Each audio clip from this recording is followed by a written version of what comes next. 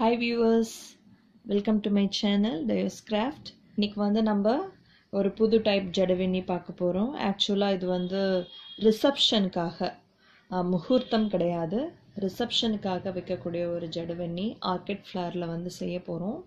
Medium size beads வந்து எடுத்துக்கோங்க. இதுக்கு வந்து கியர் ஒயர் வந்து எடுத்துருக்கேன்.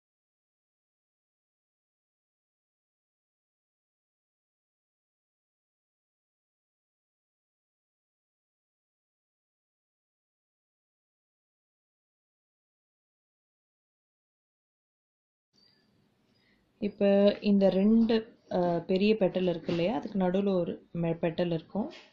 இந்த இடத்துல அதை வந்து இன்செர்ட் பண்ணுங்க. இங்கே பாருங்கள், உள்ளார ஒரு இது தெரியுதுங்களா, இது கொஞ்சம் ஹார்டாக இருக்கும்.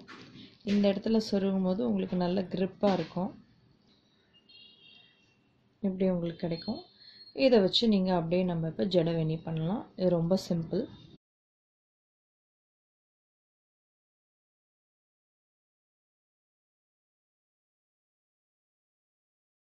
நம்ம எல்லாத்துக்குமே வந்து பேஸ் வந்து இந்த லில்லிப்பூ தான் வைப்போம் இல்லையா, அதே மாதிரி இதுக்கும் நம்ம லில்லிப்பூ தான் வைக்க போகிறோம். 2 லில்லிப்பூ வைங்க. ஃபஸ்ட்டு வச்சுட்டு ஒரு ஆர்கிட் ஃப்ளவர் எடுத்து,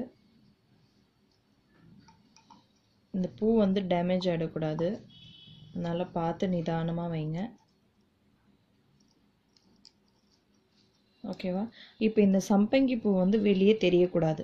இது தெரிஞ்சால் நல்லா இருக்காது. அதனால் அது கொஞ்சம் உள்ளே இருக்கிற மாதிரி, இது கொஞ்சம் வெளியே வர மாதிரி இந்த கம்பி நம்ம இன்சர்ட் பண்ணி வச்சுருக்கோம் இல்லையா, அந்த கம்பி அது எல்லாத்தையும் சேர்த்து நீங்கள் வந்து இப்போ டை பண்ணணும்.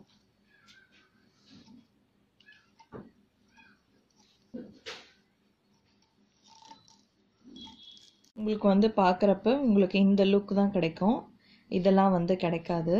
அடுத்தது பார்த்தீங்கன்னா, அடுத்த பூ வைக்கிறதுக்கு முன்னாடி ஒரு 3 பூ வந்து நடுவில் நீங்கள் வச்சுக்கலாம். பாருங்கள், இப்படி வச்சுக்கோங்க. இது ஏன் நான் இது வைக்கிறேன்னாக்கா, அடுத்த ஆர்கிட் ஃப்ளவர் வைக்கும்போது நீங்கள் பக்கத்துலேயே வச்சிங்கன்னா அது நம்ம இறுக்கமாக கட்ட அது நசுங்கி அந்த பூவோட ஷேப்பு, அது என்ன பூ அதுன்றதே கிளியராக இல்லாமல் ஒரு மாதிரி கிளம்ஸியாக மெஸ்ஸியாக இருக்கும். அது மாதிரி இல்லாமல் உங்களுக்கு நல்லா இருக்கணும், நல்ல லுக் கிடைக்கணுன்னாக்கா இன்பிட்வீன் கேப்பில் வந்து ஒரு 3 ஃப்ளவர் வைங்க. வச்சு நாட் போட்டுட்டு அதுக்கப்புறமா எப்பயும் போல் 2 ஃப்ளவர் வச்சு அந்த ஃப்ளவருக்கு மேலே இதை வைங்க.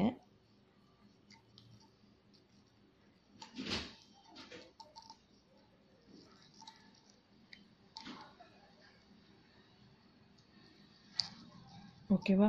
இப்போ வந்து உங்களுக்கு இந்த பூ இப்படி தனியாக, இது தனியாக தனித்தனியாக தெரியும். அப்படி இல்லாட்டி உங்களுக்கு இது இதோட இப்படி நசுங்கின மாதிரி இருக்கும்.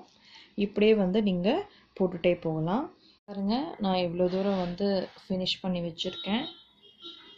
நான் ஒரு 7 to 8 ஃப்ளவர்ஸ் வந்து யூஸ் பண்ணியிருக்கேன். இது போதும். இது வந்து ரிசப்ஷன் ஹேர் ஸ்டைலுக்கு இது வந்து போதுமானது. இதை விட லென்த் எடுக்க வேணாம். அடுத்தது இங்கே லாஸ்ட்டாக முடிக்கிறப்ப 2 நாட் போட்டுக்குங்க.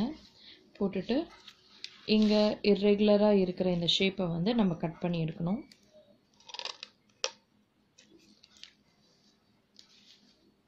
பாருங்கள், உங்களுக்கு வந்து இப்படி ஒரு லுக் கிடைக்கும். நீங்கள் தலையில் இது வைக்கும்போது கோல்டன் பர்பிள் அது சேர்ந்த மாதிரி ரொம்ப அழகான ஒரு லுக் கிடைக்கும். உங்களுக்கு வந்து இந்த பின்னாடி இருக்கிற பூ வந்து ரொம்ப மொத்தமாக இருக்குது, எனக்கு வந்து கம்ஃபர்டபுளாக இல்லை, இது இவ்வளோ பெருசு இருக்கிறது அப்படின்னு நீங்கள் ஃபீல் பண்ணிங்கன்னா இதை வந்து நீங்கள் கட் பண்ணி எடுத்துடலாம். நீங்கள் இப்போ இதில் வைக்கிறதுக்கு இது ரெடியாக இருக்குது. நீங்களும் இதை ட்ரை பண்ணி பாருங்கள். தேங்க்யூ ஃபார் வாட்சிங்.